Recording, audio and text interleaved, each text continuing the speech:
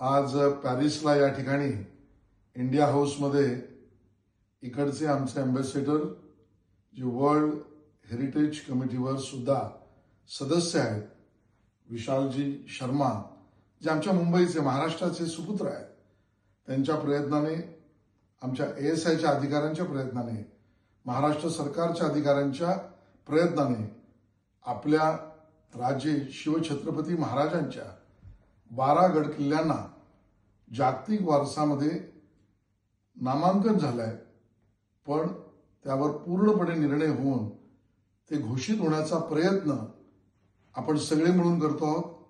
संपूर्ण देश, केंद्र सरकार, महाराष्ट्र सरकार आणि समस्त शिवप्रेमी यासाठी खूप प्रयत्न करत आहेत.